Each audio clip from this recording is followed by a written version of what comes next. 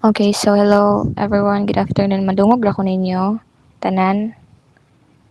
Yes, babe. Okay, so for this chapter 14 is all about developing pricing strategies and programs. So the first topic here is understanding pricing. Now, pricing is one of the most challenging aspects of marketing, especially when marketing to organizations versus the everyday consumers. Now, ang kaning prices, the prices were set by negotiations between buyers and sellers. Then, dili na din mag-exist ang mga heavy discounting and sales promotions.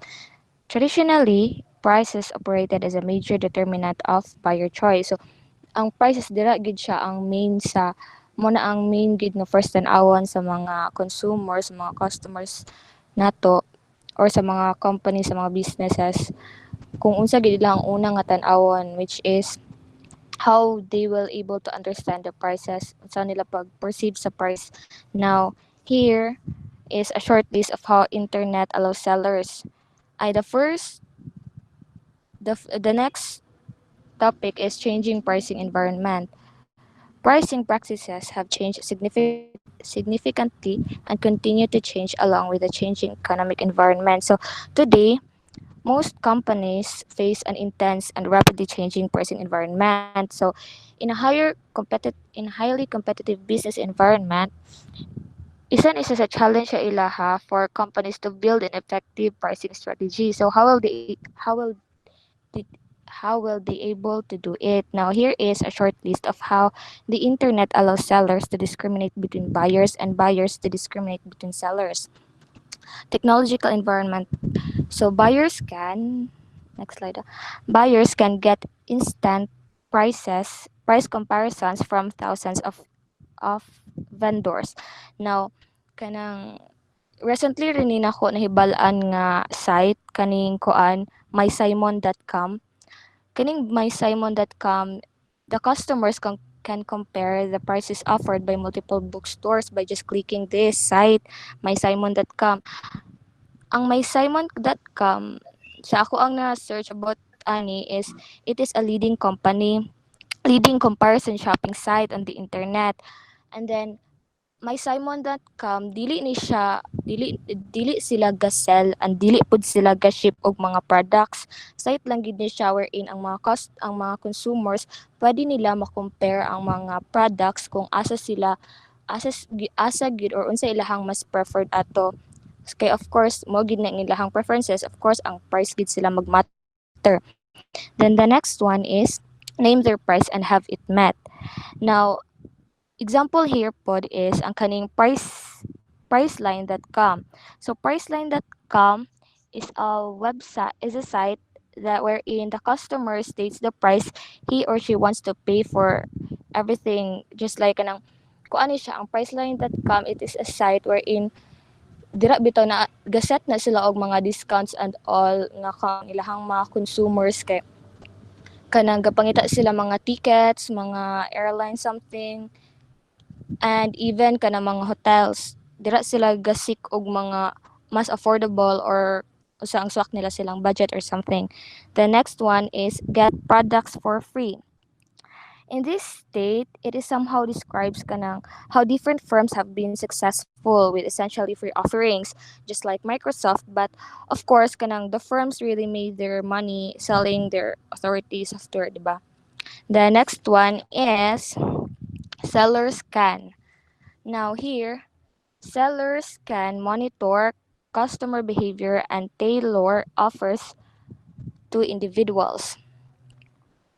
Now, for example, one example of this is kanabitong ang uban nga mga company or mga businesses gahimo na sila og mga kung online website nga kanang ga-evaluate sila sa mga behavior sa ilahang mga behavior sa ilahang mga customers and silang consumers.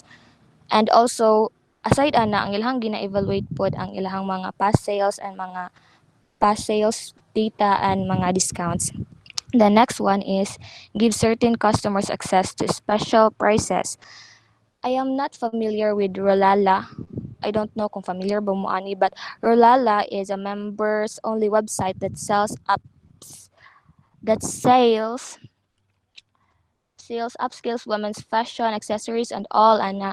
But one example of this nga ako pong ma-fit sa iya is kanang Shopee and Lazada, di ba kay kanang every month magina sila na sila yung mga monthly sale like 11-11, 12-12, 1-1 ana.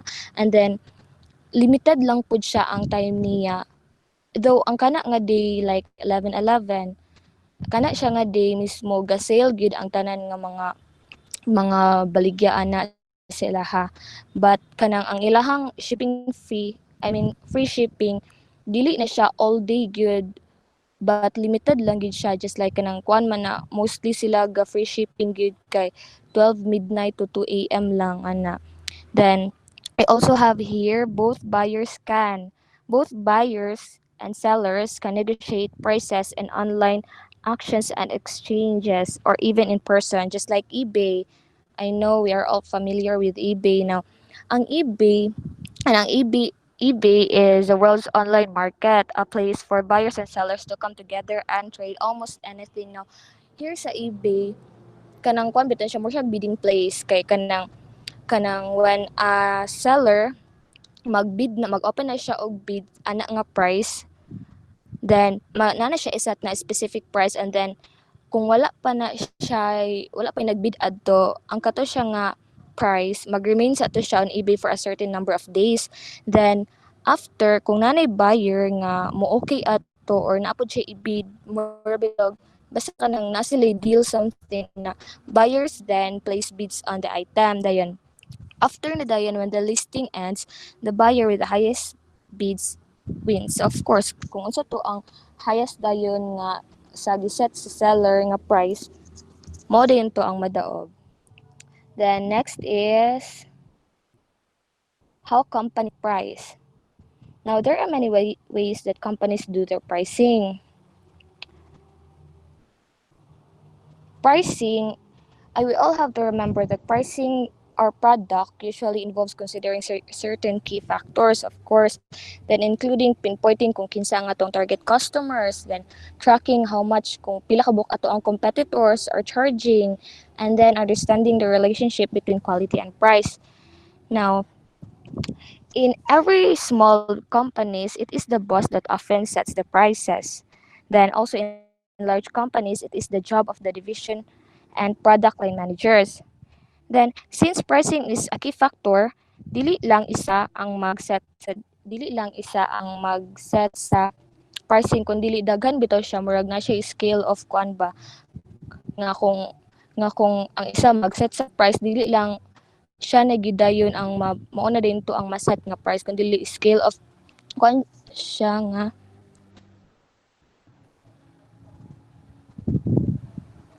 wherein prices and are prohibitive and the product appears not worth the money. Then the idea behind psychological pricing is that ang cost will read slightly rise, and that it lowered down the price actually is. Now here, so all types of reference prices are possible, and then the sellers, especially today, often attempt to manipulate them. Now, in reference prices, it is also known as competitive prices. Kanabitong atong mabantayan, for example, ang pen shop ga sale man gid na sila. Kanang ilahang marketing strategy nga gamanili to gyapon og mga consumers, mga customers nila. Just like kung mag-sale na sila from 700, for example, before 999, now 899 anana bitaw. So muna siya ang one sa marketing strategy na suit for reference prices in which a manufacturer or store owner sells a particular product, then gahatag sila mga hefty discount compared sa ilang previous nga ilang gina-advertise nga price. Then next one is the price quality inferences. Next slide dong please. Here the price quality inferences. Now many consumers use price as an indicator of quality. Kablo ko nga ato gini kabantayan gid permanente kay kita kay always gid nato ginaingon nga bahala og mahal basta kay magdugay nga na. Now, some companies adopt exclusivity and scarcity to signal uniqueness and justify premium prices. One example of this is kanang kuan be, ang kanang Hermes. Di ba kay ang Hermes is the world's most expensive bag. Hermes Himalaya something, Himalaya Birkin ana. Now, ang mga ga-purchase sa Hermes, gatan-aw nila is ang quality, price quality. Kay kanang once sa ga-purchase ana as sa ako ang ibalaan kay kato si David something, David Wansaya something ana. Dayon kato pong familiar man siguro ta ni Steve Harvey, iyang wife. So ang ilahang reason, nag-state sila dito nga ang ilahang reason mao gusto sila magpalit kay para sila maka-break sila sa a record something, kanang record breaking sale actually nga took place over social media.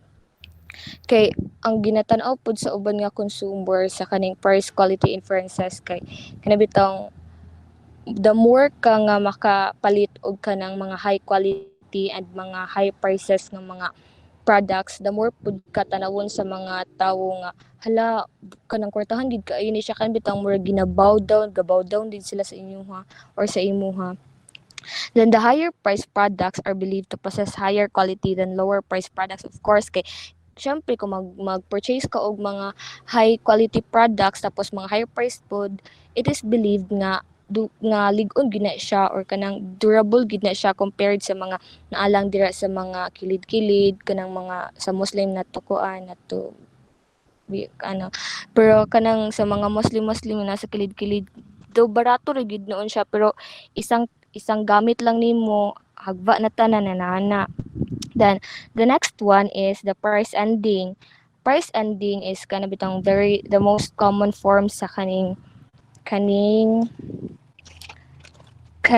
consumer psychology and pricing.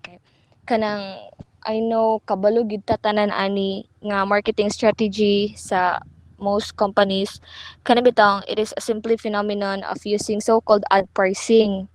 Anang instead of an item costing kuan 500, himo na noon siya og 499. Kanang ako pud ni gakapansin pud sa mga online sellers today sa kanang Facebook ana something kay kanang kung gabaligya na sila kung mag-set na sila og price just like ang original price niya kay 500 tapos ilang iset 499 bro bitog dili mag-matter sa mga customers, mga consumers na dili bitaw nila gina-round up, dili nila gina-round off na murag kung 499 siya, naglast siya sa number 9 add numbers, murag mabilong siya sa cost nga 400 instead of 500 nga piso na lang gali ang difference can make something pagyapon seem like more of a value. Then kanang isa pud na siya sa best marketing strategy nga gina set sa consumer psychology and pricing kay mao man gid na ang nakita nila nga very effective nga gamiton today. Then that's it. Those are the pricing and marketing strategy based on the theory that certain prices have psychological impact. So that ends my report. So moving to the next topic, we have setting the price. So there are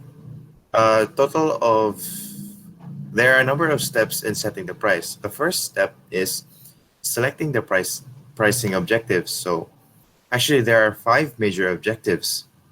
And pricing objectives are the goals that guide your business in setting the cost of a product or service to your existing or potential consumers. So basically kani siya ang basihanan sa mga companies pag abot na sa pag-price sa ilang mga finished product. So the first objective is called survival. Kaning survival na siya duha ka instances nga mahimo siya ang objective. So the first is major and the other one is short-run objective. So this becomes a major objective when a company is experiencing overcapacity, intense competition, or changing consumer wants. So most of the time, ang survival, mahimo ni siya major objective sa kanang established na siyang company. Like example, a good example is like the kuan kanang, let's say, sneaker industry kanang mga Nike, Adidas, Puma, di ba? Of course, karon makabantay ta daghan na kay daghan na titag mga brands of shoes. So kana sila experience na sila o basically kana sila experience na sila survival nga major objective kay na naman sila one competition. Yeah, ang consumer wants always get change. So na po isa ka instance nga ang survival mo siya o short run objective. Most of the time kani siya gakitabo ni siya sa mga bago pa nga businesses nga ginagmay pa where ilang goal ra is to cover their variable cost and some of their fixed costs just to put the company in business. So mura na siya nga instance nga mahimo siyang short run objective kana lang for the sake lang yun mo nga kuan na, to keep themselves in business. So kani po siya di po ni siya pwede magdugay kay dapat in the long run dapat ang firm pod maka-add po siya value kay of course kung dili siya mag-upgrade eventually mo die out po siya. So kanang dapat short term ni siya kay lagi dapat ang company pod mo evolve po siya para at least na po siya ikabuga pagkadugayan kay lisod po kina nga of course bahala gamay na nga company lisod kina nga hantod na lang imurang objective is para lang ma-cover up yung cost. Of course so dapat kailang pagkamuginan siya. So the next objective is maximum current profit. This is where companies with weak competition set a high price that produces the most cash flow or return on investment. This strategy assumes that firms knows its demand and cost functions. In reality, these are very difficult to estimate. So, kanisha, this is when companies basically, kay lagi as stated, gamay sa competition or wala dili ka kompetensya ang wala kayo sa competition or ilang competitors dili ka compete sa ilaha. So more sila authority to they have the freedom to put their prices high. Kaya wala mo siya kahadlukan just so that ma-maximize nila ilang profit kay they know man the market will go to them. Pero ang problema pud ani niya kay dili po ni siya pwede himuon mo basis na lang hantod-santod dapat for short term ni siya kay ang lisod ani sa performance ani in the long run is because iya mo gina-neglect ang kuan or dili kaniya di siya ga-focus sa uban marketing variables ba basin na kung pagpangani sila sa kabalo ng ilang competitors din nakapangita na ni paamaagi para ma-override nila nga technique or nga na ba dili kay nila it's like mura siya kuan na kay siya tunnel vision kay siya ba dili kay siya gatan-aw sa factors and variables outside sa ilang self. So dili ni siya good for long-term use more pangkajut ra bitaw kana siya. Next objective is maximum market share. So this is the complete opposite of the other one which is maximum current profit. It's the complete opposite because kung sa current profit ila is ilang i-maximize ilang revenue through price kani siya is ilang i-lower nun ilang price para ang market share wato sa ila so the market goes to them. So in definition it is also otherwise known as penetration pricing, sets the price as low as possible to attract customers in order to increase volume and decrease production costs. So exactly, ilang ipang-lower ilang prices para to attract more customers. So ilaha is balag gamay sa price as long as ang volume nga ilang mabaligya daghan. So there are conditions that favor adopting a market penetration pricing strategy. So the first condition is the market is highly price sensitive and a low price stimulates market growth. 2. Production and distribution costs fall with accumulated production experience. And 3. A low price discourages actual and potential competition. So moving on to the next objective, which is maximum market skimming. So in definition, it is to skim the maximum amount of revenue from the various segments of the market where the price drops steadily through the years. This strategy can be fatal, however, if a worthy competitor decides to price low. So A good example for this is what happened to Apple and their iPhones. So, ang Apple, they're known to make this kind of objective as their pricing objective. It's when kanabitong a good example is when the release of the iPhone. Of course, iPhone kabalugi ka mahal na siya. Pero as the years go by, hinay-hinay din siya kagamay yung presyo. And that's exactly what market skimming is all about. And you know nga it serves kuan siya ba kanang um it serves each mura siya kanang status bitaw sa consumers like initial release of course ang mga nagi kwartang pagawas gyud kay iPhone good nga na. So of course as the years go by gaka gamay-gamay iyang kuan slowly but surely gaka gamay-gamay iyang price. Yeah, as gagamay siya, it will also cater to those nga wala kayo kwarta. So eventually tanan makapalit ba. So that's murag yang gi-scam ba murag for each price niya kabalo siya nga as its price depreciates makaserve po siya for consumers depending on their kwarta pod nga kaya ma-release. So nga na ang maximum market skimming. So napod ni siya disadvantage kay consumers who buy early at the highest prices may be dissatisfied if they compare themselves to those who buy later at a lower price. So, di ba? Kasi ma-feel sa mga katong initial pag-release good, palit sila, mahal kaayo. Kasi mahiubos sila mga susintaon, pwede naman nito ako ni mapalit na mas barato. Nga na feeling ba? Also, market skimming makes sense under the following conditions. The first condition is a sufficient number of buyers have a high current demand.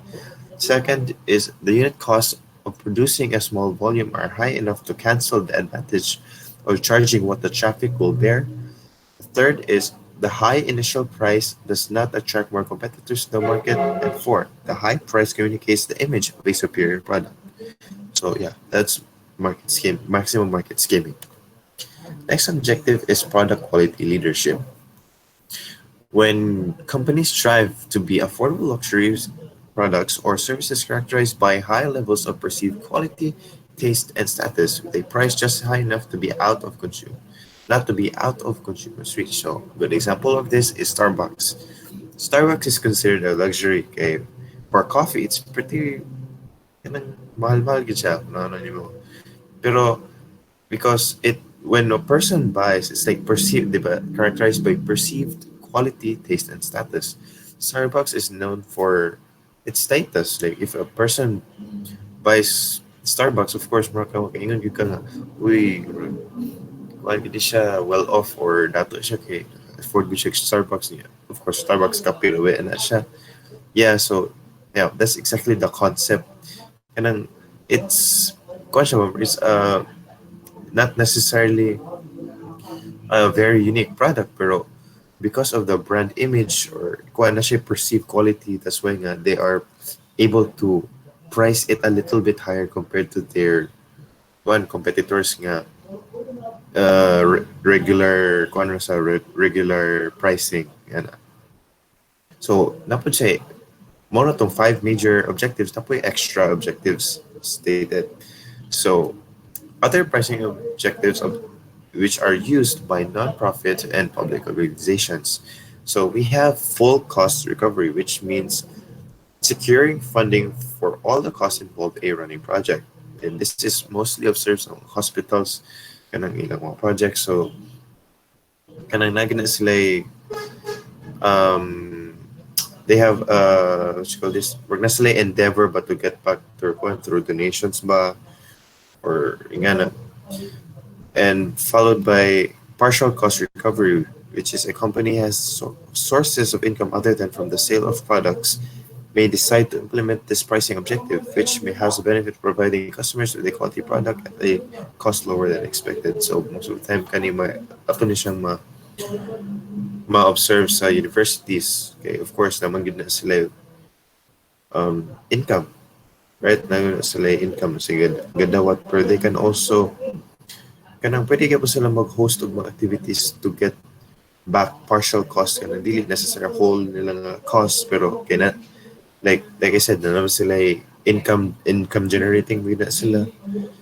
By the way, katuding sa full cost recovery, I meant non-profit ka ng public hospitals kana sila kay private hospitals like ko na siyang story, pero in terms there is a partial cost makabantay ta most of the time, even private or public schools na sila ani kay of course gadawat na sila og pay from tuition nga na niya pwede po sila mag-sell og mga nga butang para to make up with other expenditures.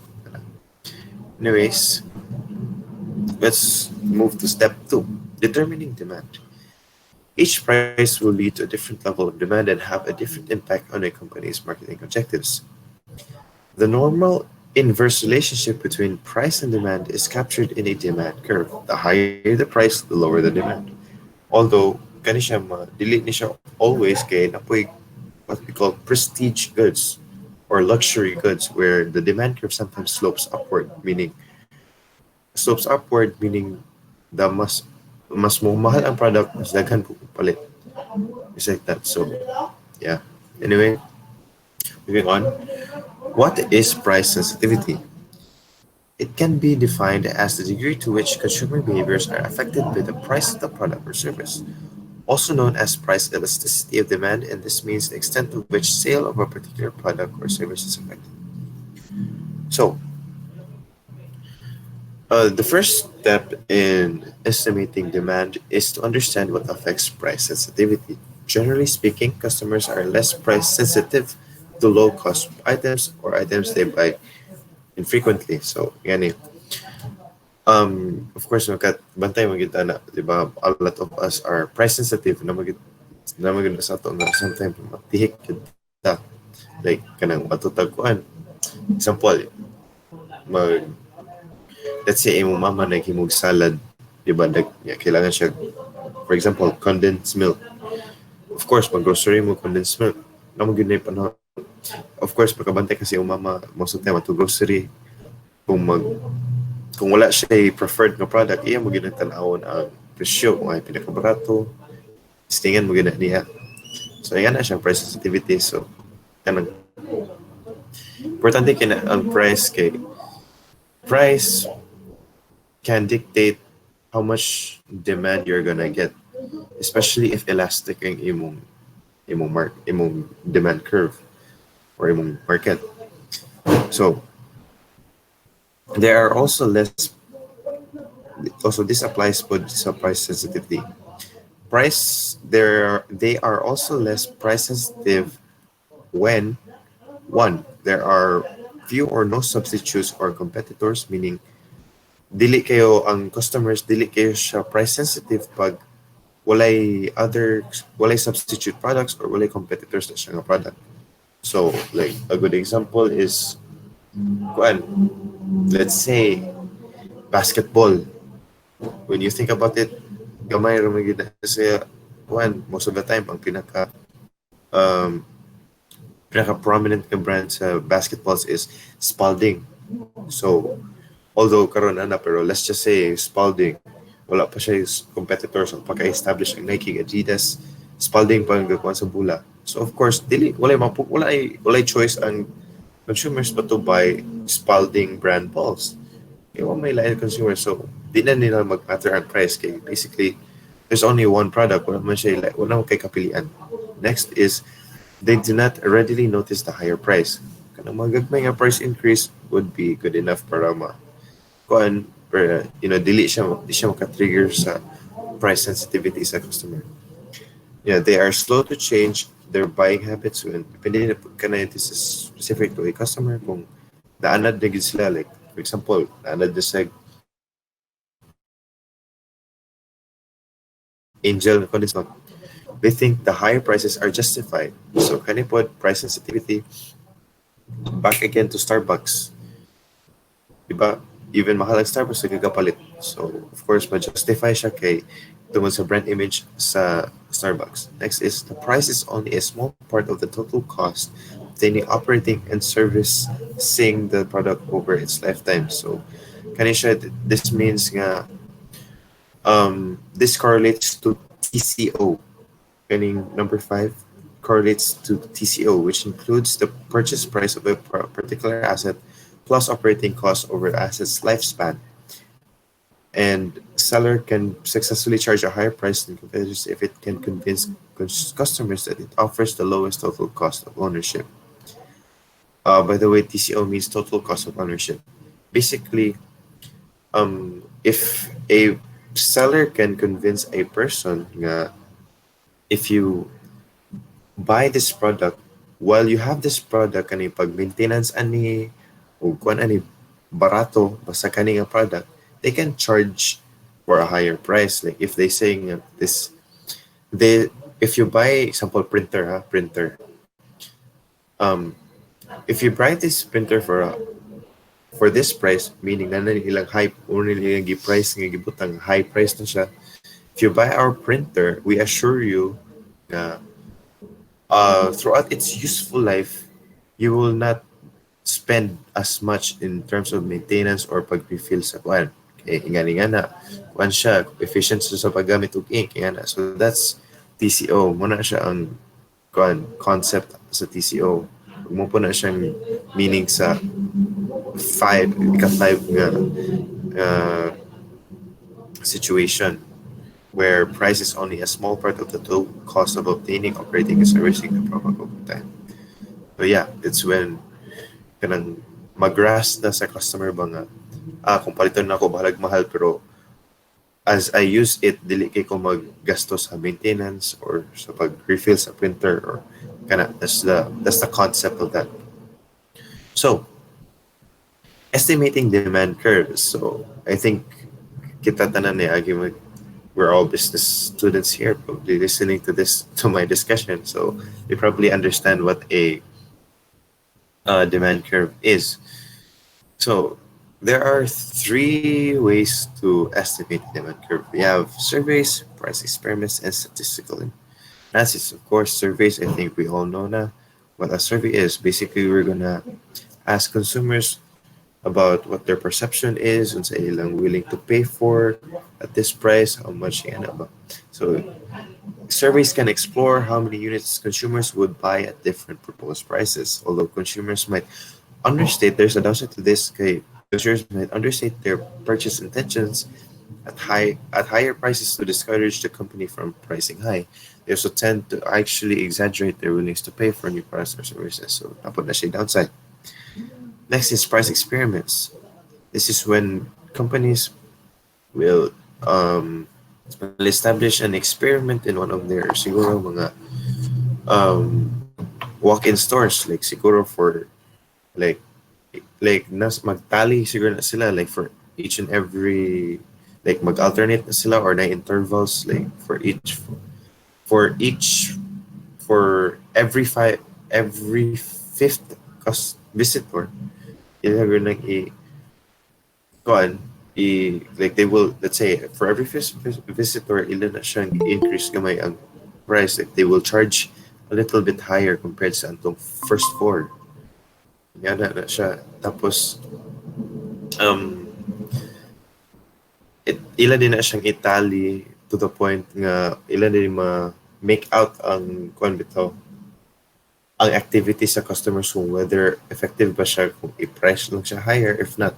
So mo gyud po ng isa sa way pag estimate sa demand curve, and that is through price experiments.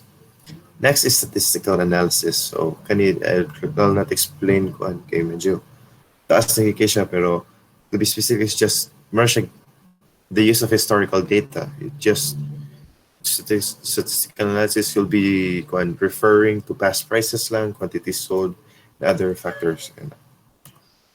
Next, we have price elasticity of demand. So, already na ko i-explain one. We have the basic 2 types of demand. We have inelastic demand and elastic demand. So, inelastic demand is when kanang mo change bitaw kag price pero dili kay siya nga nakadako nga impact sa imong quantity demanded. Like when, for example, look at the graph. Let's say 10 katong price niya kay 10, yung demand is 105. If you multiply that, let's say ma-reach niya yung optimum demand. So 105 times 10, that's siguro 1,500. So pag i-increase din niya to $15, and yung demand is 100. Basically, if you think about it, mas ginan siya pag increase niya kay when yung mong i-multiply 15 niya kung ano mong optimum demand. So if assuming that niya serve niya ang 100 niya ang demand with the product niya ng $15, he actually gets 1,500 compared sa yung 10 nga na server niya nga 105 customers. So basically mas nakaliginan siya ning yung gipadak mas positive na outcome na hitabo pag increase niya sa iyang price. So that is inelastic demand, while complete opposite na is elastic demand, where pag change niya sa price dako kay nga wala na hitabo.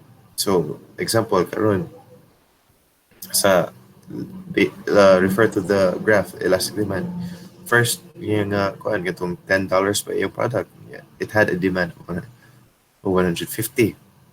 So if you times that, of course, you get 1,500. And pag increase din niya to $15, yung demand lang is 15 na lang na yun. Gamay siya. So of course, mas nakaginan siya sa 10 compared sa 15. Kay 15 times 50 is, I believe, basta obviously lower siya sa yung nakuha nga kwarta sa itong $10 pa yung gikuan nga kuan, basta ko siya na-serve nga demand o basta ko po siya nakuha nga kwarta.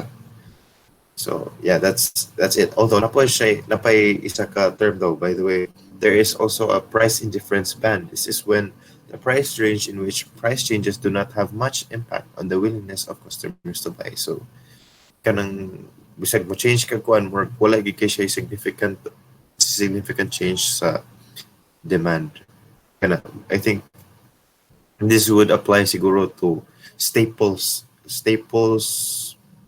products sa country, like for example rice, kung may kamay nga price increase siguro dili pa kay siya nga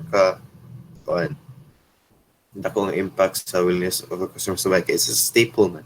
Rice, you have to eat rice. Sa atong Pilipino nga diet, mukha ang rice. So kung increase gamay ang price, siguro natay makatolerate na gamay niya. Of course, dili kayo ma-impact atong willingness to buy, kasi of course, kaya necessity mo na siya sa tuwa as Filipinos. So moving on to step 3, estimating cost. So sa pag-estimate of cost, demand sets a ceiling price on the price the company can charge for its product. So while cost sets the floor price. So basically, ceiling price mo na siyang kanang what you call this, ceiling and floor prices. This is kanang basihan nimo nga ang ceiling price di ka mo lahaw sa ceiling price o floor price di po ka mo naog sa floor price. Okay, kung dapat somewhere in between ka, or either ka mas mo paning, mas moduol ka sa ceiling price o floor price, depende sa performance mo, or based on your preferences mismo sa company, or based on your research kung which is mas effective sa imo. The reason why di ka mo lahaw sa ceiling price is because ceiling price correlates to your demand. If mo price kag higher sa imong demand, chances are mo drop with imong demand. No one will buy your product. While kung sa kuan po ka, di po ka dapat mo price lower sa imong floor price because it correlates to your cost. Okay, if mo price ka lower sa imong cost, hindi mo mabawi imong costs, obviously. So yeah, that's the concept of that. Anyway, there are 4 types of costs and their level of production. First cost is fixed cost, also known as overhead. These are costs nga kanang basically the bills for a company to pay. Dili ni siya vary sa production. So these are electricity, mga salaries, rent, kana siya ang fixed costs. Like ga-exist kini siya balag mo naka manufacture of goods and whatever. Next is variable costs. So kani siya opposite is also fixed cost because this is directly related to the level of production. These costs tend to be constant per unit produced. So basically kani siya ang kanang kani siya raw materials nimo sa paggamit pag-produce nimo sa imong um product. So let's say nag-produce ka og um plastic containers, mga sudlanan. So of course yung variable sa imong variable included sa imong variable cost ang plastic. So of course mo na siya. Also, they are called variable because their total varies with the number of units produced. So, kaning pong variable cost, gaanagad to ni siya sa number of units produced nimo. Like, mo na yung variable cost kung imong na-produce lang is 1,000 kabuok plastic containers. If malahi po din po, if kuan po, di mong, kani po yung variable cost, if mo po ni imong, if 2,000 po kabuok plastic containers imong na-produce. So, yeah, ka-vary siya sa the units produced. O ga-vary po siya for each unit. So we have the third, which is total cost, which consists of the sum of the fixed and variable costs for any given level of production. So yeah, total cost is basically yung mga siyang i-add yung fixed and variable cost. So like I said, fixed is always gonna constant na siya, while variable cost is dependent na siya sa level of production. So yeah. Next is average cost, which is the cost per unit at that level of production, which equals the total cost divided by production, and management wants to charge a price that will at least cover the total production cost at a given level of production. So yeah, wala siya average cost. So we have accumulated production. As a company gains experience producing, its methods improve. Workers learn shortcuts, materials flow more smoothly, and procurement costs fall. The result is that average cost falls with accumulated production experience. This decline is the average cost with accumulated production experience is called the experience curve or learning curve. So as you can see sa example sa left side, ipakita diya nga kuan. Let's say ipakita na nga sa initial niya sa first 100,000 niya nga units nga produce, it was sold at $10. Okay? So as ning double na iyang production, then again, let's say iyang mas nahanas na iyang mga workers, mas smooth na ang process kay of course naanad na sila at 200,000 units cost, ilan na lang price is $9. Okay. Of course, mas efficient naman sila, mas gamay sila resources to spend. So, pwede na sila mo price down.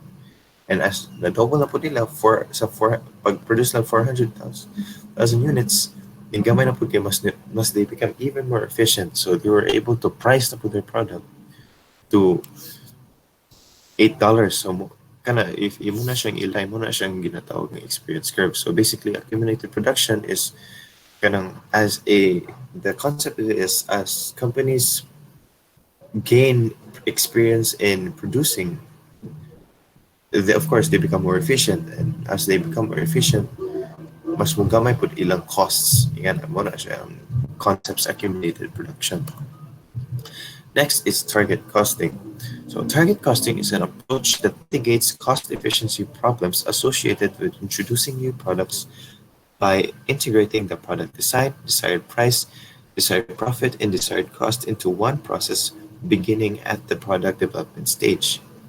So yeah, kanang siya, let's explain it lang sa 4 steps niya.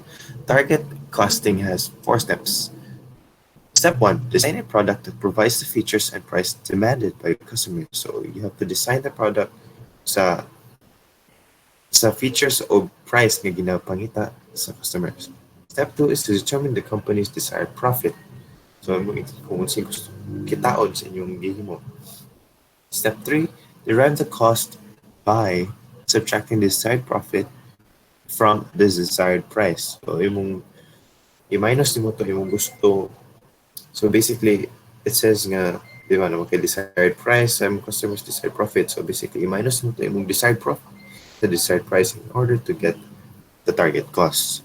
So step 4, of course, the engineer the product to achieve the target cost. If the desired target cost cannot be achieved, the companies go back to step 1 and reevaluate the first feature. So basically, inakuha naman ninyo yung target cost. If dili pa gid ninyo makuha yung target cost, like habog taas, mahal-mahal gyapon siya, of course, you will have to repeat the process from step 1 and get another and select another desired demanded price or desired price by your concern.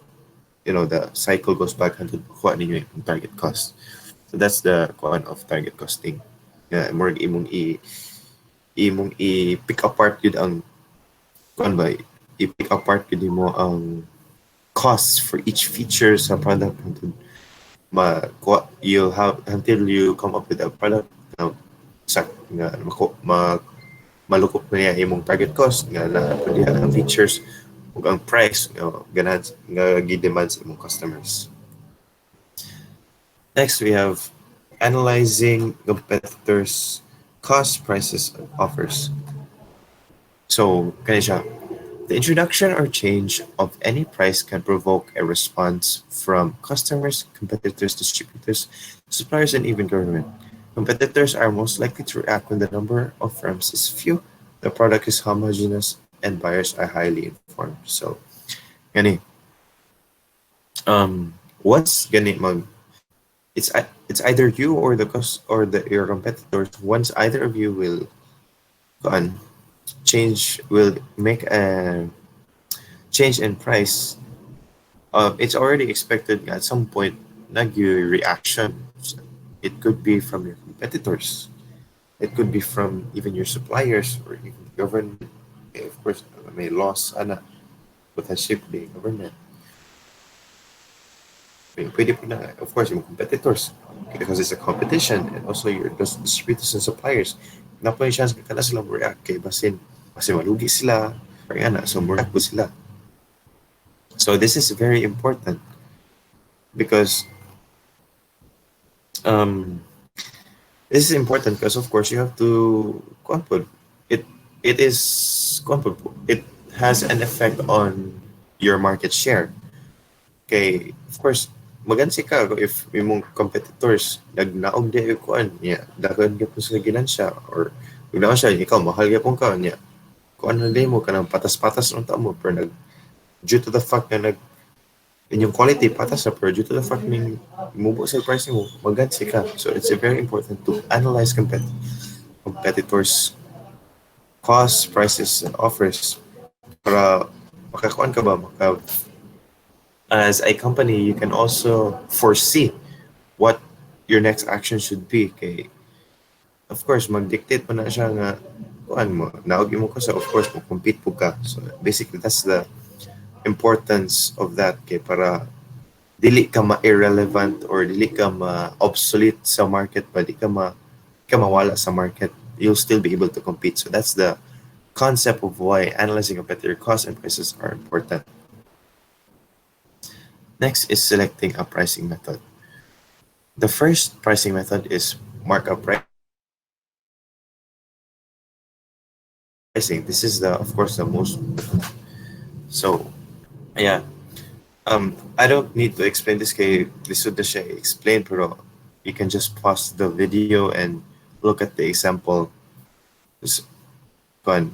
So here gipakita ang kanang variable cost per unit. These are basically the things that you would need in order to get a markup pricing.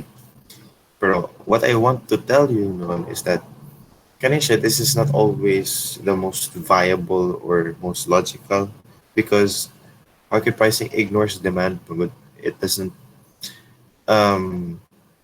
really give you it doesn't really vibe with the demand supply thing, but it's just or at least nakataga na kag idea sa imong expected level of sales if nga nila nimo ibalik yung product mo nimo markup ora na siya. So although even if nga na siya, it's still popular. Okay, you know, it's still popular for some reason because sellers can determine their cost much more easily than they can estimate demand. So more tungod kay not everybody can really estimate the demand. They use this na lang ni murag ilang bana-banaon na lang bitaw hangtod they get it right murag yan na style. Yeah. Second, all firms in the industry use this pricing method tend to be similar and price competition is minimized. Third, many people feel that cost plus pricing is fairer to both buyers and sellers. The sellers do not take advantage of buyers when the latter's demand becomes acute. And sellers earn a fair return of investment. So yeah, wala siya markup pricing. Target return pricing. So in this one, the firm determines the price that yields its target rate of return on investment. So yeah, this is just margin extended version sa markup pricing. So kani magkuha ra nimo imong target return price. So like shown gyapon siya sa one like the example in order to get it. So in order to get your target return price, it's equal to unit cost plus desired return multiplied by invested capital over unit sales. So as you can see, okay, I'll read na lang the problem to you. Suppose the toaster manufacturer has invested 1 million in the business and wants to set a price to earn a 20% ROI, specifically $200,000 to target. So in order to get that, so we get again na target kuan and ang expected desired return of invested capital. Okay, relating man siya sa first one, which is the first method, sa first example, which is 50 expected unit sales. So meron siya continue ba? So we all have the elements sa pag-solve using the formula. So in order to get that, so yun na makita nimo unit cost which was 16, nakita niyo dire, i-solve niyo unit cost is equal to $16 plus 0.20 kay 20% na niyang desired return times the invested capital which was 1 million over 50,000 unit sales, assuming mo na yung na sale. So in order to get his desired return, he has to sell his products at $20 each. He has to sell 50,000 units at $20 each to get his desired return. So napod ni siya isa ka formula about break-even volume. Okay, in case daw nga dili ka able to sell all your products at 50,000, ay dili nimo mahurot og baligay mo 50,000 ka units. You need to at least know unsay break-even volume na ma-reach nimo. So yeah, so this is the formula. There's fixed cost over price minus variable cost, and that's how you get break-even volume. So basically, ipakita naman itong niyagi. You still have all the winning elements in order to solve using this ipakita. So break-even volume is equal to fixed cost, ipakita sa previous yapon, fixed cost 300,000 over the price, which is sold out at $20 minus the variable cost, which was also stated on the previous example 10. Pag i-sold na nimo, you have 30.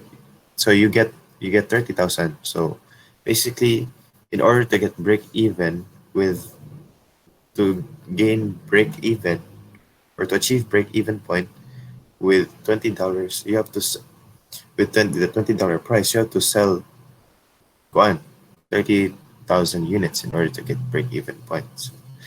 Yeah, that's all for target return pricing. So we have put perceived value pricing. So this is much more more complicated. Anyway, it's not complicated, bro. Bunch of delegation numbers. Anyway, perceived value is made up of a host of inputs such as a buyer's image of the product's performance, the channel deliverables, the warranty quality, customer support, and Software attributes such as the supplier's reputation, trustworthiness, and esteem.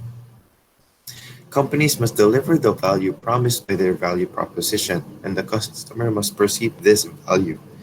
Dapat mag-promise ang companies og value, dapat ila po nag-job to make their customers understand the value that they are promising. Kana. Firms use the other marketing program elements such as advertising, Salesforce, and the internet to communicate and enhance perceived value in buyers' minds. So basically here, importante kini ang marketing ano niya and advertising because what you really want to instill the perceived value sa iyong customers para mo work ni siya nga pricing method. So there's an example. So this is what Caterpillar does. Kaning Caterpillar nga brand sa heavy machinery. So here's the thing.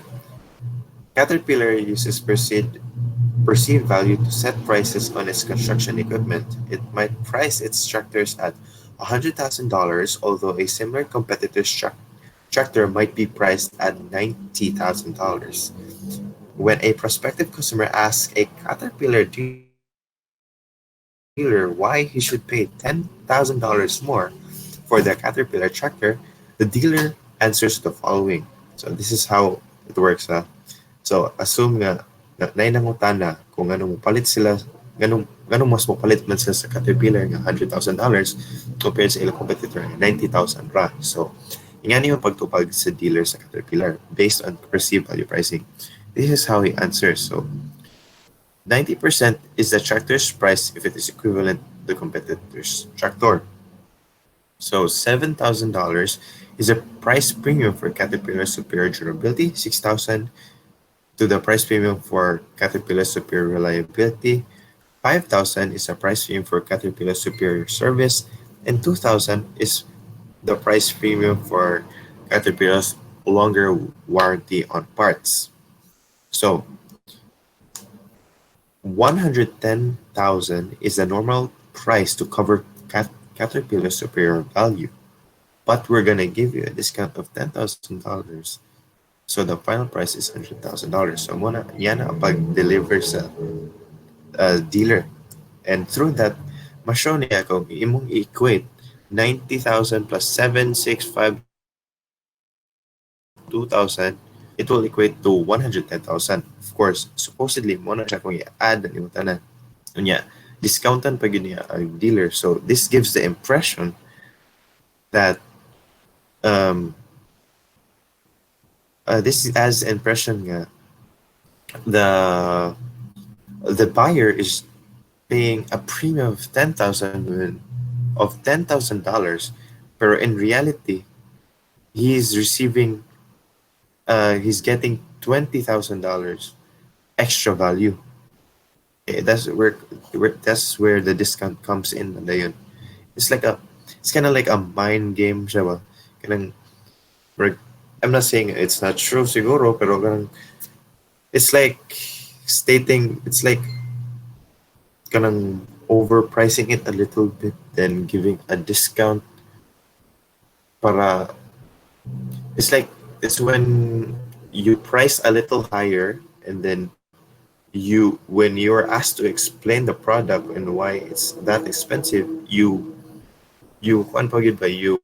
exaggerate the supposed price even higher based on the value it gives, like based on its durability, reliability, and mo siyang i-add pagid sa value sa yung price ba. Yeah.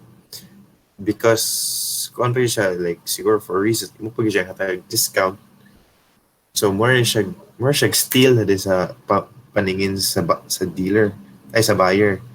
Of course, imagine just paying 10,000 extra premium, but you're actually getting 20% extra $20,000 extra values. Like obviously if you think about it, it's a steal na kayo if madala ka sa marketing sa dealer. So it's like that. It's so difficult. Yeah, that's the concept. Anyway, The key to perceived value pricing is to deliver more unique value than the competitor and to demonstrate this to a prospective buyer. Thus, a company needs to fully understand the customer's decision-making process. So yeah, like I said, it's very psychological. Dapat ikaw ka mabasa sa imong buyer. And the company can try to determine the value of its offering in several ways: managerial judgments within the company, value of similar products, focus group surveys, experimentation, analysis of historical data, and conjoint analysis. So let's moving on to value pricing. So there, value pricing, there are, less to be short, there are two types of value pricing. There's everyday low pricing and high low pricing. So what is everyday low pricing? And it is a strategy promising consumers a low price without the need to wait for sale price events or comparison shopping. So kanisha basically this happens most of the time kanang mga ano wala kay na don't really notice that diri sa atong kwan. I think na din na sa SM kanang kasi mga department stores. Oh, yan na like they'll price products at a very low price, but they don't have to, so that it will, so consumers don't have to wait for sales but kanang every day when they sulod sila, they know the prices are good or very affordable. Inga na siya. Di na sila maghulat og Christmas sales or Black Friday sales inga na para makapalit. So yeah, that's the concept of everyday low pricing. And we also have high low pricing, which is a complete opposite.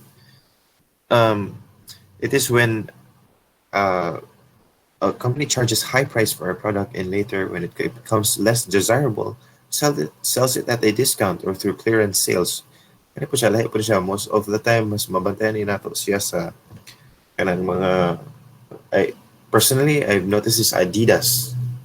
Adidas likes to, sa Adidas, mas mabantayan nila ko sila kay they like to price their shoes very high. Or once ganing nga makabante sila, di na kaya siya sikat.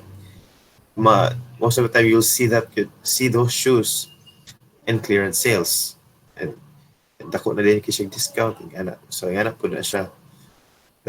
Like I said, like different gud siya o kanang concepts. Everyday low pricing is they don't wait for sales, they just straight up give a very low price sa ilang products para every day the customers just go in, they already received the most affordable price available. Ang high-low pricing is different. It's like, okay, kung at pa sa sugod pa, mahal siya, pero pag di nag-isa mo sikat, ayaw na din siya ipang hatagag discounts para mapuligya or clearance. Yan na. Next is going rate pricing. So, one, it's when firm bases its price largely on competitor prices. Costs are difficult to measure, competitive response is uncertain. Firms feel the going price is a good solution because it's sought to reflect the industry's collective wisdom. So, basically, the best example ani is kanang oil companies or kanang mga gasolinahan. As you can see, similar gid sila prices. Each gasolinahan kana ra mga dili kay sikat nga if makabantay ka kana ra mga dili kay sikat nga gasolina ng mubog presyo or kana gayng mga dagko na kanang mga Shell, Petron kana most of the time similar na sila prices, and that is for this reason gasunod sila going rate pricing kay lisod kay na siya i-measure ayang competitive reason kay basically parehas mo sila. When you think about more halos parehas sila supplier nga na, so more agad na din na siya sa the brand loyalty ug yan. Next is auction pricing. So to be short, there are three kinds of auction pricing. There are English auctions, Dutch auctions, and sealed bid auctions. So English auctions or sending up bids is kanang what we usually see or think about when you say auctions. Kana bitong there's one seller and there are many buyers. So when let's say a seller presents this like sapatos kuno ni Michael Jordan limited edition, baligid na niya. So Mabantayan ka, oh, $100, $200. And then mga buyers, hantod, abot na sa pinaka-highest point. Kuan, dito din mamliga sa pinaka-highest bidder. Kanang buwan na yung mulay mo sukol. Of course, mga pinaka-common concept sa bidding na itong kuan. So yeah, that's English auctions. Dutch auctions is different. It's descending ni siya. So, mo gyapon one seller, many buyers. Kani siya, the seller will start. Ang seller ang mag-state sa price. Dili ang mga buyers. So, kani siya, ang seller mismo mingon nga, pero magsugod siya sa pinakataas. Basically, sa pinakamahal niya ang gusto. Like, say, for the shoes, 300,000. Kaya kung wala mo raise, iba na pong paubuon. 2,800. Antod na ay buyer mo sugot mo sukol sa price nga iyang gihatag. So mo na siya. Basic opposite siya, bali siya sa English auctions. Ang English auctions kapasaka ang price, Dutch auctions kapaubos ang bids. Okay.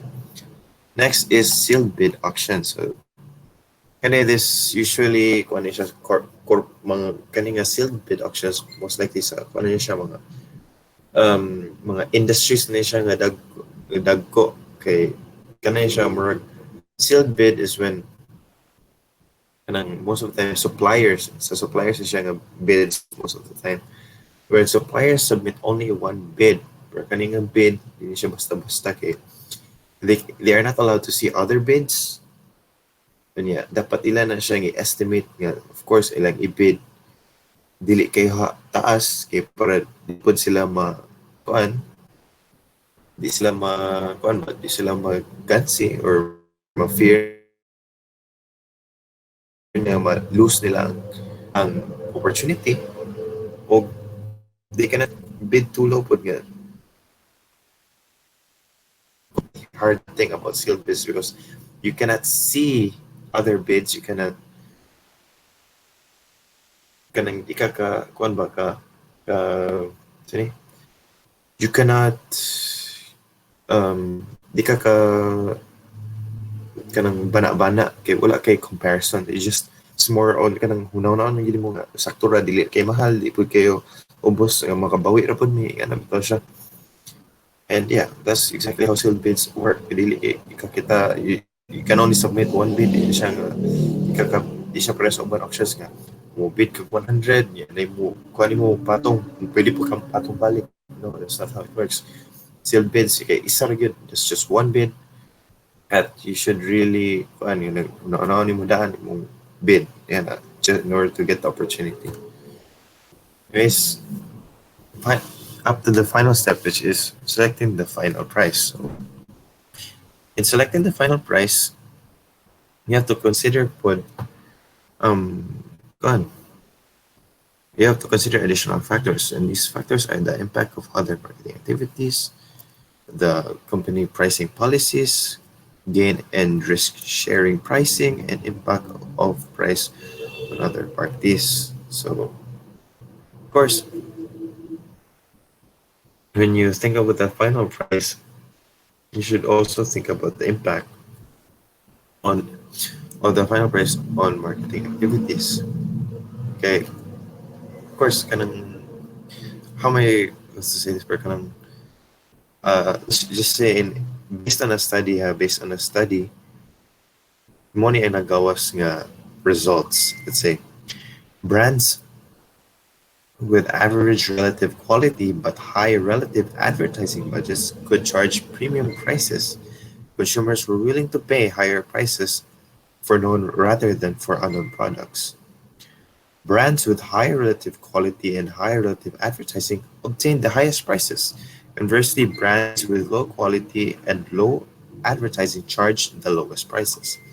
For market leaders, the positive relationship between high prices and high advertising held most strongly in the later stages of the product life cycle. So these findings suggest that price is not necessarily as important as quality and other benefits. So basically, what I meant by is in selecting final price, dili ra necessary price imong ginabasihan. You have to also think about your marketing activities, like let's say gingon nila most of the time, mas ang tao mas pay, ang consumers, they were willing to pay more money if once they knew na kuan, ang product was well advertised. Well, they will not pay that, they're not willing kayo to pay for products nga dili kayo well advertised. Nga na siya ba niya. Kanang brands pod nga may high price o high advertising, kuan po siya kanang dako siya makita compared sa others nga bahalag low price siya pero wala siya advertising. Of course, okay, palit. It's like buying branded over non-branded good. Ina na ba? Mas, of course, mas halinan tong branded kay kibaw ka nga. Ang consumers, kabalo sila nga bahalag mahal pero quality. Pero kung palit ka og kanang dili branded, so kung sa time na siya kuan ba ang consumers duwa-duwa po siya nga di ko ani kay di man yung branded, dali naman out. Magyan na siya nga concept pa. Now, followed by company pricing policies. Kani po, agad magkuhan po ka. Like, before you can select a final price, you also consider your company's pricing policies, if ever na. Basically, that's the gist of it. Anyway, next is gain and risk sharing pricing. So, kani, this is not every corporation or company really faces. Most of the time kanisha is one sa mga medicine, most of the time sa drug stores na siya or sa pharmaceuticals kanang bitong gain and risk, meaning magud kay there's a high risk magud of the product, like buyers may resist accepting a seller's proposal because of high perceived level of risk. So yeah, so ang seller ani has the option of offering to absorb part or all the risk if it does not deliver the full promised value. So yeah, kanang murag, it's like a company kuan ba kanang, let's say kanang mga pharmaceuticals mga sila nga nami kuan ani kanang we have a drug for specifically for that, but it's still in testing. Pero of course the buyer yun siya testing pa siya. So in order to sell the product, the seller will have to say, okay, if this does not work, we will cover part of this and that. Yeah, yung na siya concept. Next is impact of price on other parties. So of course, when you select a final price, you also have to think about other parties related to your company, such as yung mga suppliers nimo, distributors. Yan kay sila damay po sila kung sino price nimo. So ika na like yung mga say what you call this basin mga retailers, basin example kung kay mga ga-distribute ka or yung retailers basin di sa dawat ani tungod kay wala kayo or yung distributor sa imong manufacturing di ka nang sorry suppliers imong kuan di na po sila mo kanimo kay tungod sa imong pricing or yeah exactly mga dealers and distributors basta di sa confident mo handle sa imong product kay tungod kay mahal ra kaayo or nga na you also have to consider also you can consider po sa imong competitors kung unsa sila mo react basin kuan ka kanang basin of course you have to basin it could be your pricing will actually root them out.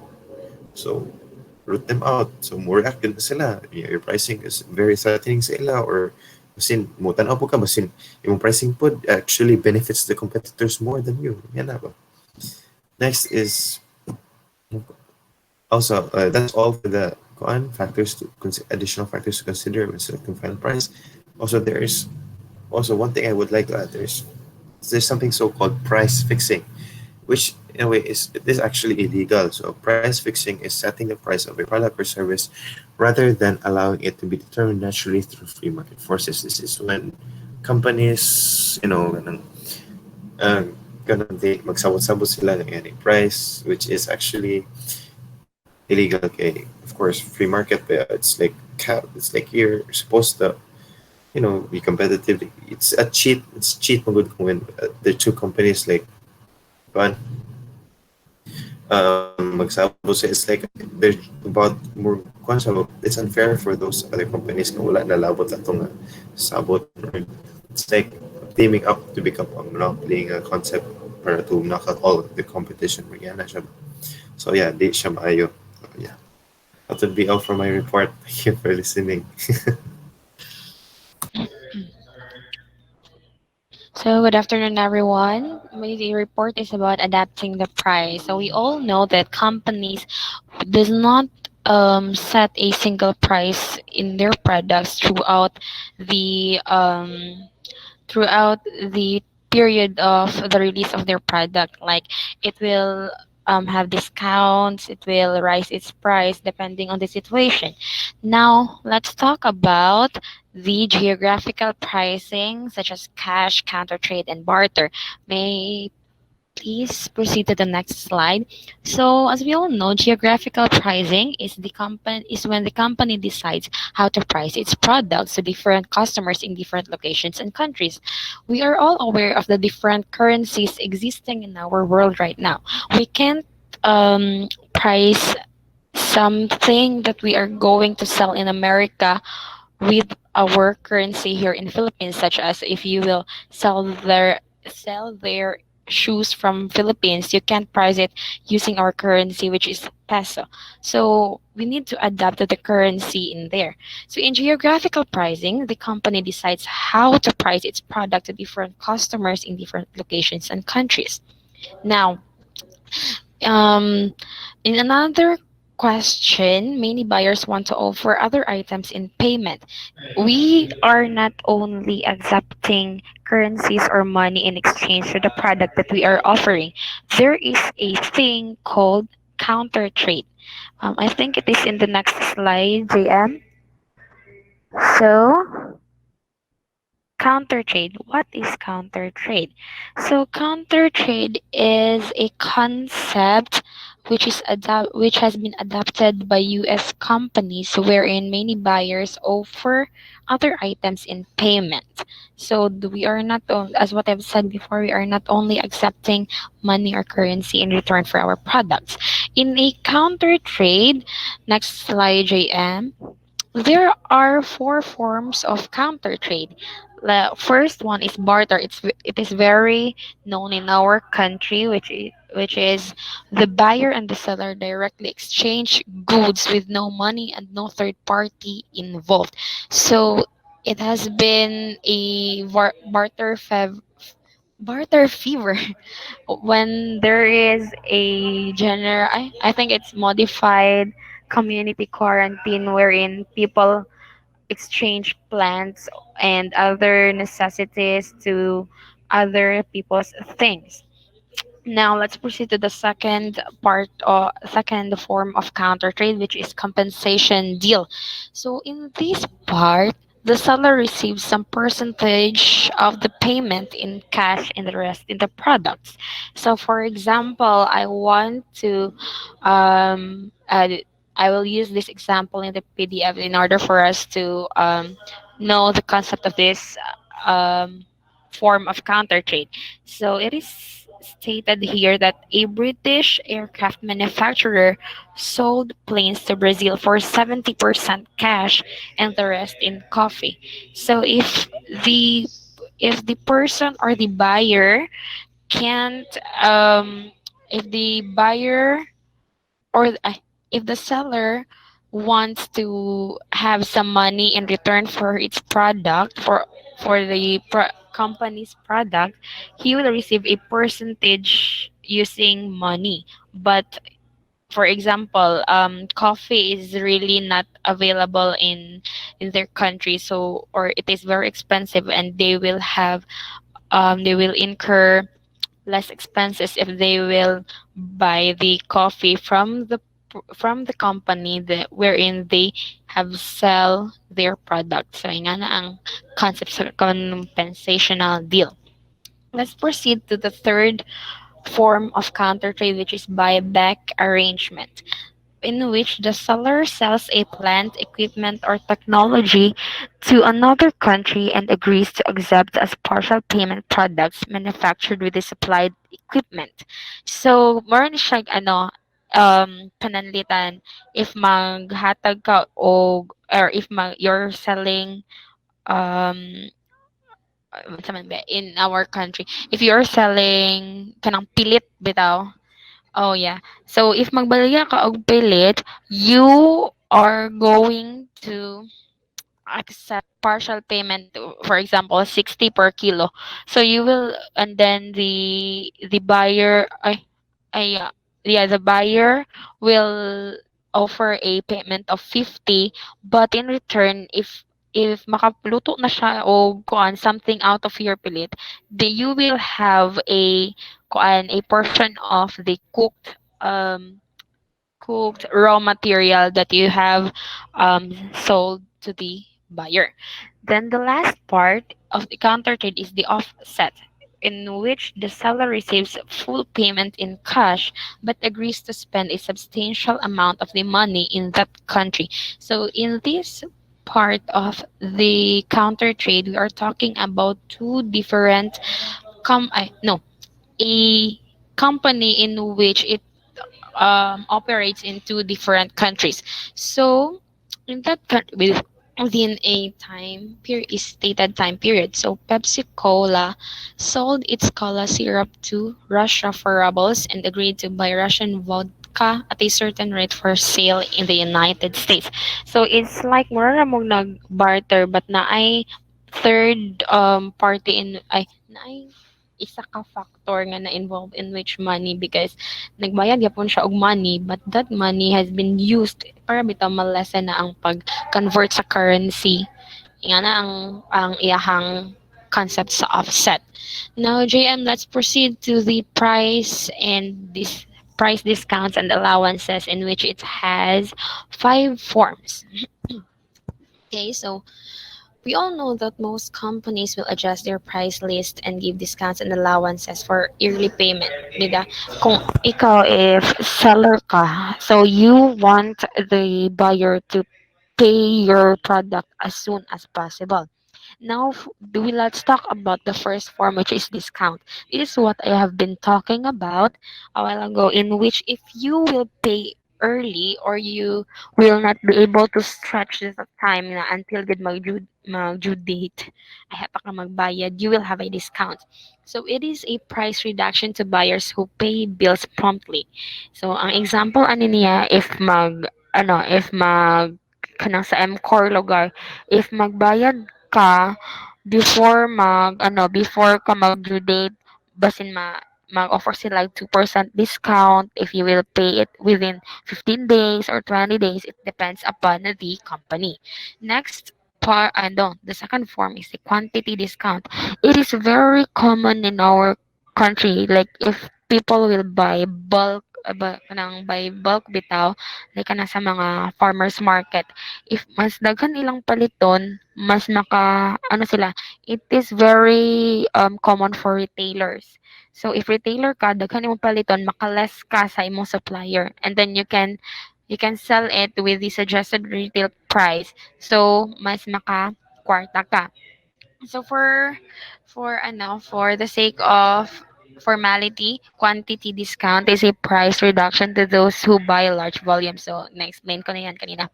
Then for the third form of price discounts and allowances is the functional discount. This is also called as trade discount. It is offered by a manufacturer to trade channel members if they will perform certain functions such as selling, storing, and record keeping. It's like if naakay ka ng microsite bitaw. If na kay microsite, you offer the tindahan or the store a certain discount in kay syempre they perform certain functions, sila magbaliga sa mong product, manggamit ka sa space sa ilahang store because they will store your product and i-record excuse me, i-record nila ang imuhang product if ever na ay mabilin. So this is common in canteens sa mga schools and nga nang ilang concept. Then next is the seasonal discount. This is very common for us and I will not dwell too much in it because when there is holidays, Christmas, mga Mother's Day, Father's Day, there are discounts in certain products and services. Last is the allowance. So allowance is an extra payment designed to gain reseller participation in special programs. So there are two types of allowances. First one is trade-in allowances. These are granted for turning in an old item when buying a new one. And next is the promotional allowances, reward dealers for participating in advertising and sales supports program. So that is all understandable. Let's not dwell too much in that. Let's proceed to the net price analysis. So this net price analysis is the analysis that encompasses company list, price, average discount, promotional spending, and co-op advertising to arrive at a net price. So how do we compute a net price, guys? So the net price, we use net price analysis in order for us to arrive at the real price of the product. The real price is affected not only by discounts but by other expenses that reduce the realized price or the list price. So the list, for example, we have a list price of 6,000 pesos. Okay. The average discount is 600 pesos. So pila na siya ka percent sa 6,000? It is 10%. 10% ba? Yeah. Yeah. Bugok lang. So the company's promotional spending average is 15% of the list price. So ang iyaha yung ang iyaha yung what do you call this? Ang iyahan yung net price, it's like lang ka ng palitan na aka income. Na aka imuhang net income is wala is katong nakaltasan na sa mga SSS, pag-ibig and such things. Sa net price, mauni siya ang price nga wala pagidungagan sa other expenses. So ing ana ang iyahang net price guys, like limpyo ni siya nga price nga supposedly mao ni siya ang price gikan sa manufacturer, but if magpa-advertise ka for companies, magpa ano ka mag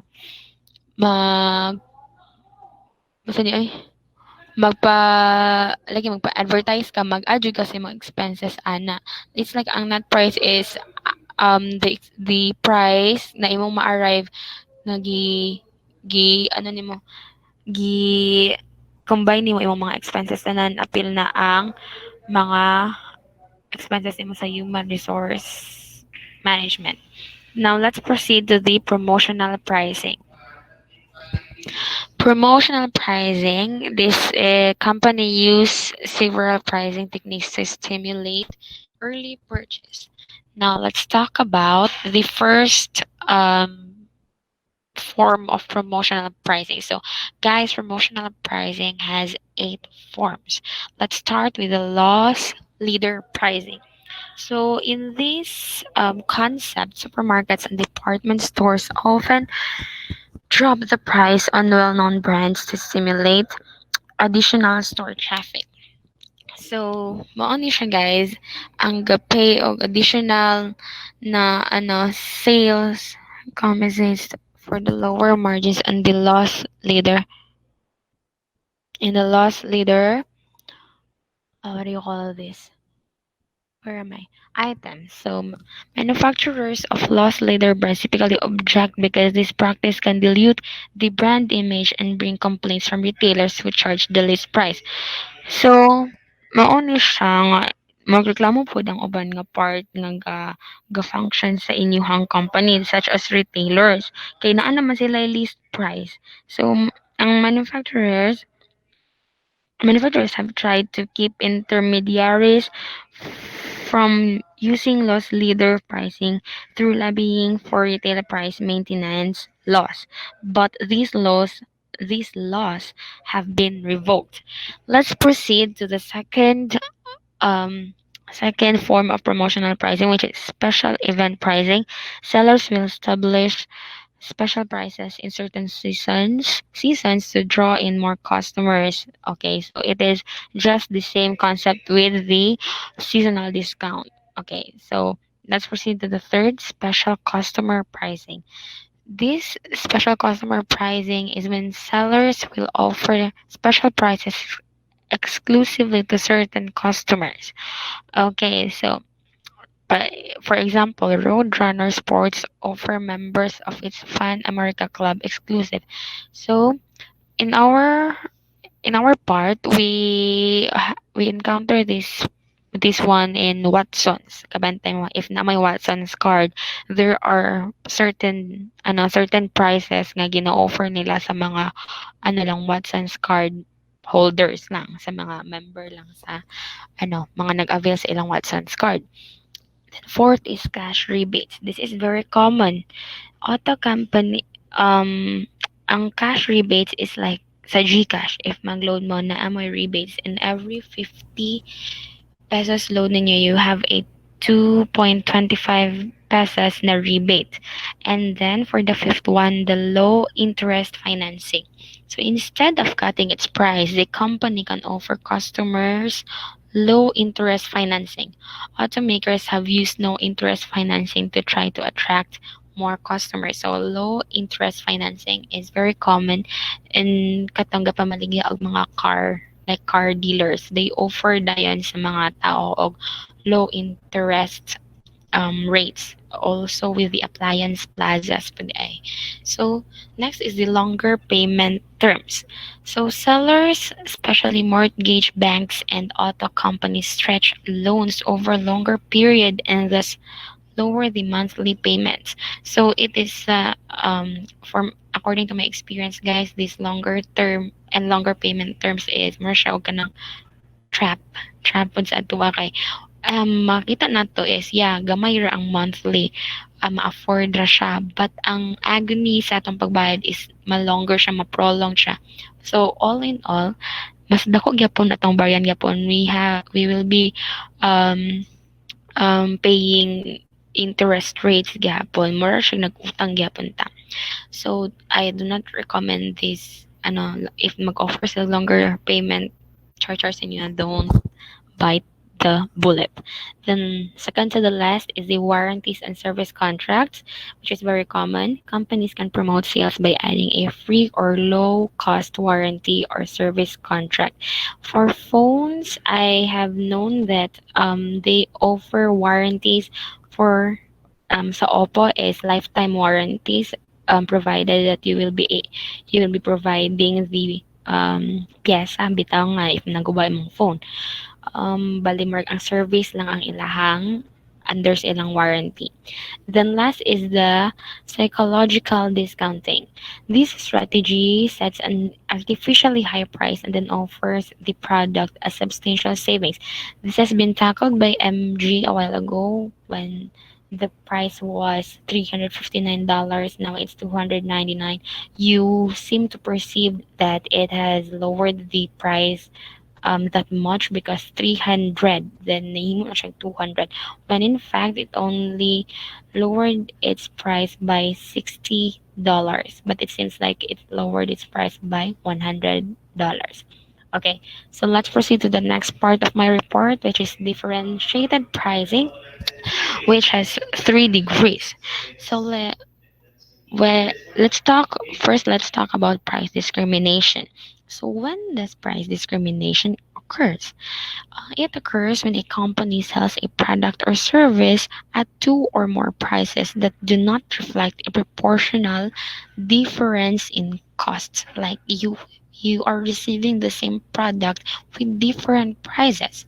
So the first degree of price discrimination is when the seller charges a separate price to each customer depending on the intensity of his or her demand. Like maghangyo-hangyo. So if ang isa nakahangyo, ang isa dili mo hangyo, so the seller will set different prices sa inyuhang dalawa. So, but the same product inyong ma-receive. Now, for the second degree of price discrimination, the seller charges less to buyers of larger volumes. With certain services such as cell phone services, however, tiered pricing results in consumer paying more with higher levels of usage. So sa second degree, kay mura ra siya og katong concept sa quantity discount, like if you will avail large amount of their product, you will receive you will pay less, yeah, if mas daghan imong paliton. Now for the third degree of price discrimination, the seller charges different amounts to different classes of buyers. So dili din mo sulod ang social class, or if imuhang gi market segment ng imuhang customers. Now the third degree price discrimination, JM, next slide. Okay, so for the third degree price discrimination, we have here customer segment pricing. Different customer groups pay different prices for the same product or service. So for example, we have in the fair kanang magbayad mo og plete ninyo sa um bus, 'di ba? If students or kanang senior citizens, we have different bracket of fare compared to the regular passengers. Okay, so for the next is product form pricing.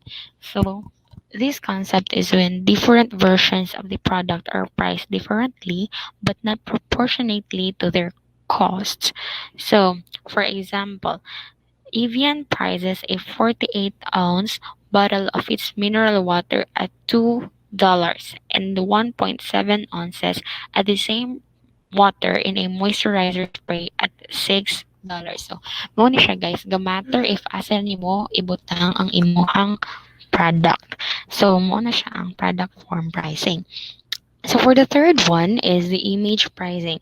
Some companies price the same product at two different levels based on image differences. So diri mo sulod ang brands.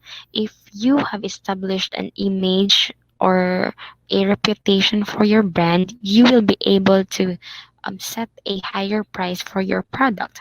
Okay, so example, um, if perfume manufacturer can put the perfume in one bottle, give it name and image, and price it at $10 an ounce, the same perfume in another bottle with different name and image and price can sell for $30 an ounce. So mao to kung giingon giina, if ma-establish ni mo imuhang brand, ang reputation sa iyong company, you will be able to achieve the liberty to set prices.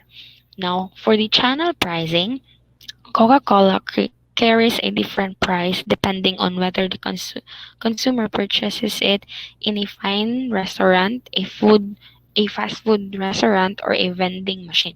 So, kabalo naman dyan na if mo anto ka sa fast food, mahal ang Coke dito. But if paliton nimo siya sa vending machine, or we don't have vending machine in here, so if paliton mo siya sa tindahan, mas barato siya. So let's proceed to the location pricing. The same product is priced differently at different locations even though the cost of offering it at each location is the same. For example, nag-attend mo og concert anang, what do you call that band gali? Sa Korean gali nga band, EXO or unsa na ano karon, unsa na ang mga uso karon na ano, Korean kanang concert. BTS. Ay, BTS. Okay, BTS og Twice. O for example, nag-attend si Umin og kuan og concert sa Twice. Lahi iyahang baryan na price if mulingkod siya front sa stage kaysa atong naa sa layo or naa sa benches. Mao na siya ang concept sa location pricing. So kay dato man si Umin, nagpaatubangan siya, so mas mahal iyahang baryan. And then they will have different features pod ana nga kanang price, like pwede siya makapapicture, pwede siya makahug sa iyang idols, like such things. Now let's proceed to the last form, which is time pricing.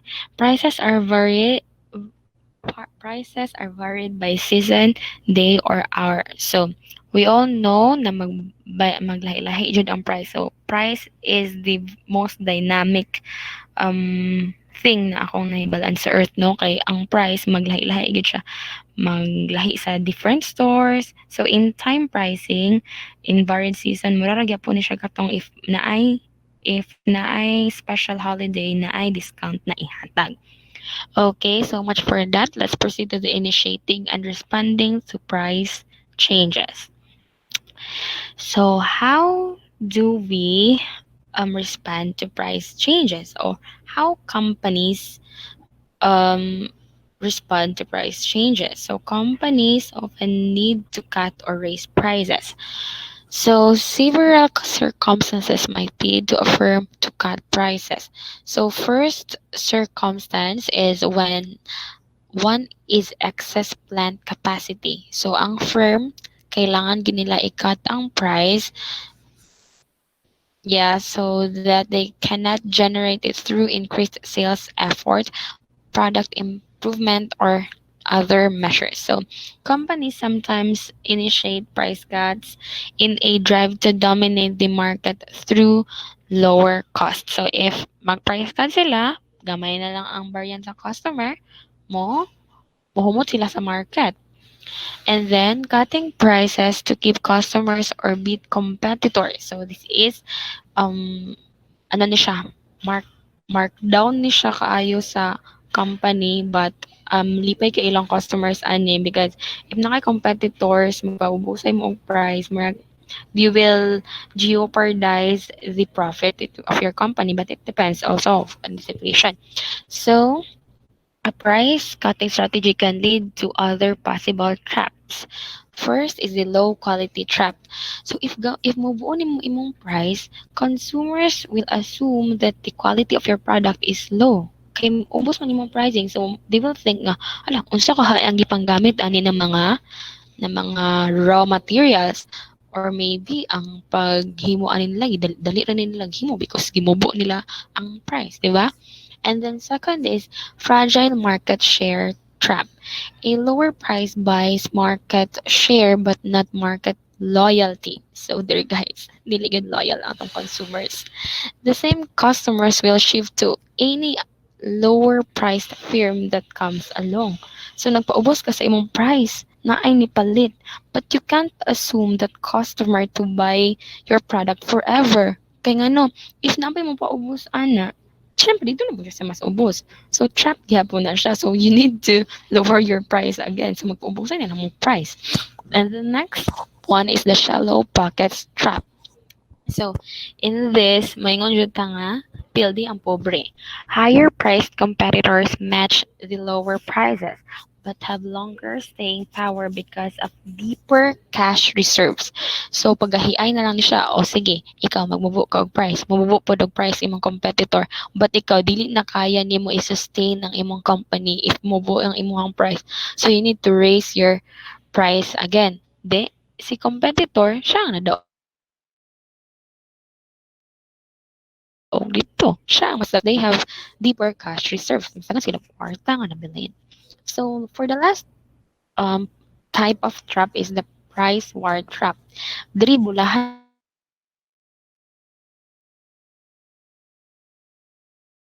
kaayo ang mga even more, triggering a price war.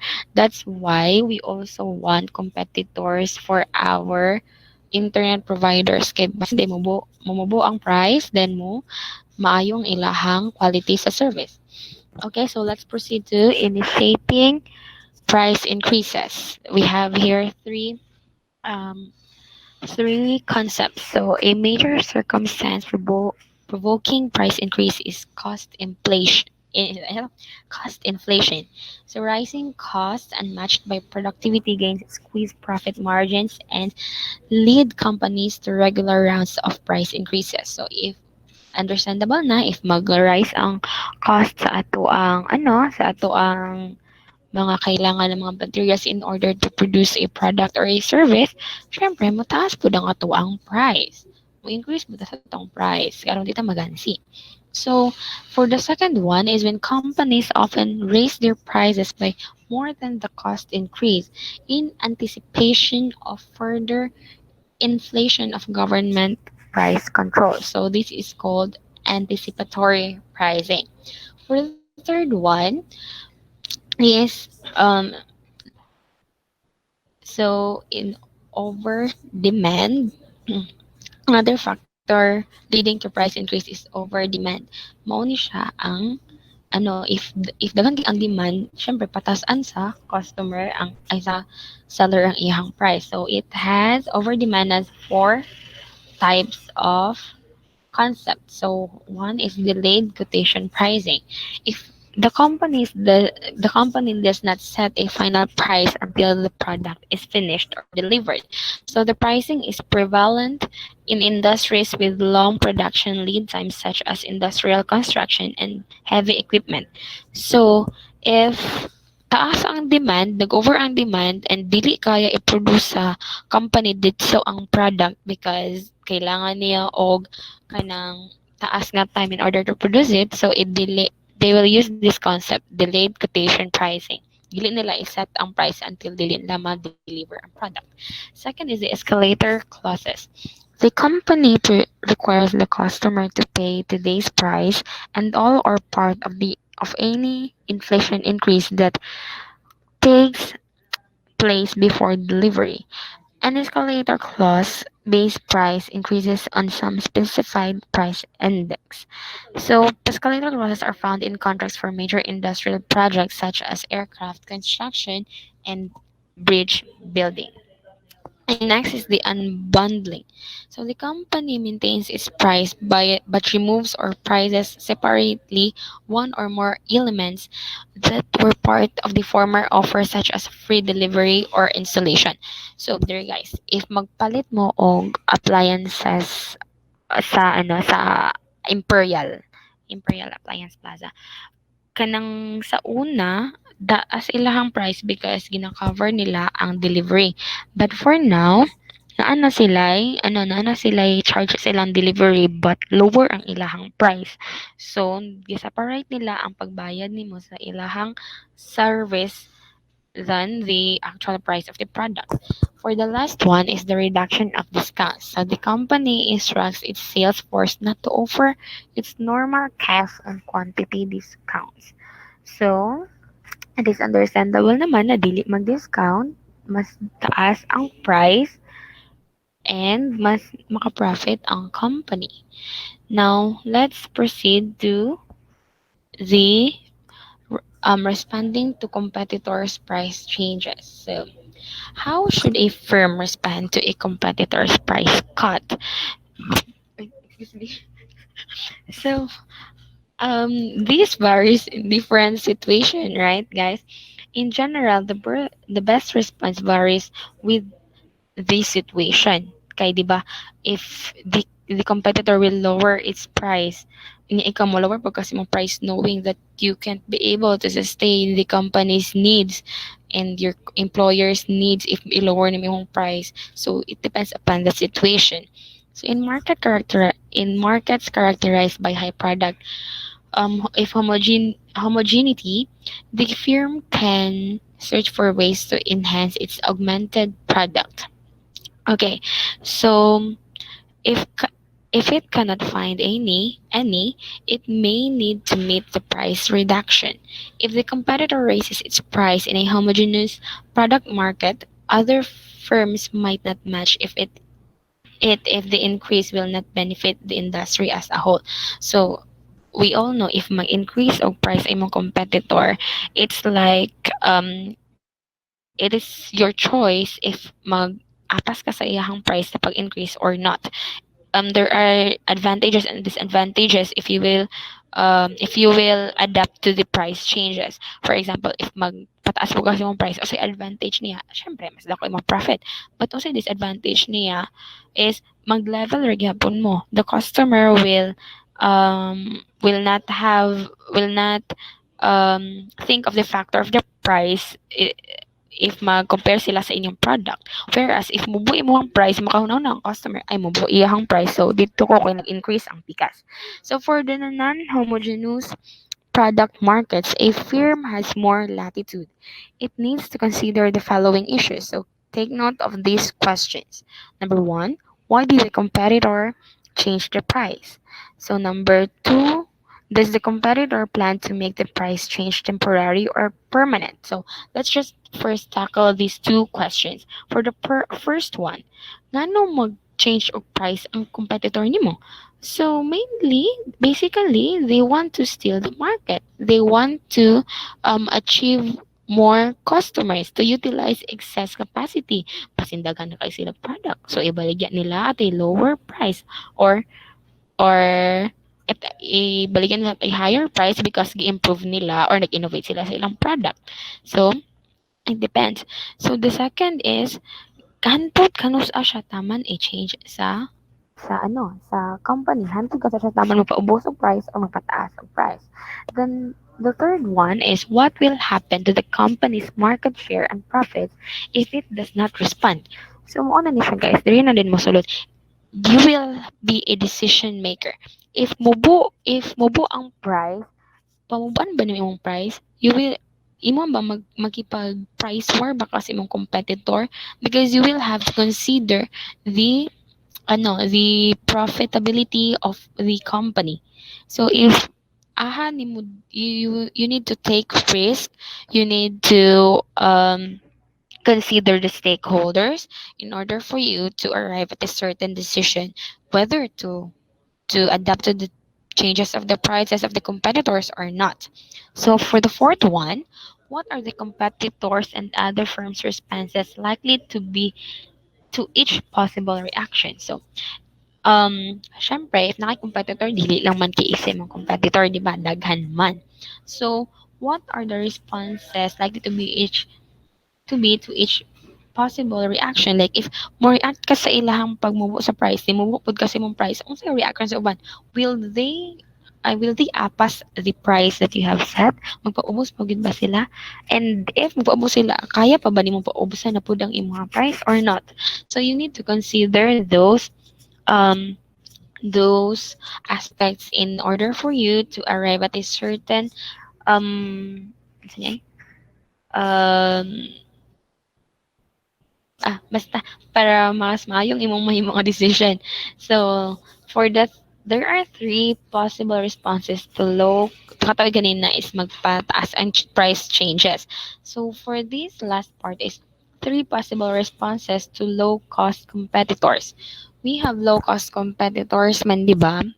If you are an owner of a big firm, you have competitors man pod sa mga low cost na mga market. So number one, further differentiate the product or service. The same bagay mo product or service again na offer.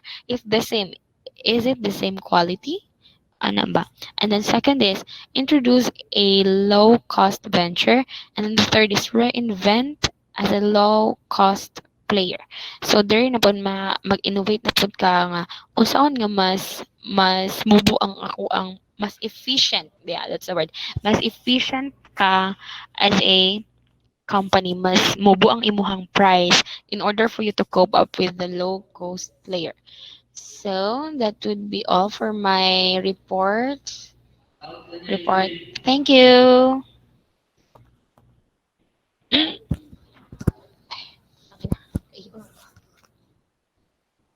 Mana tagay? Ano ba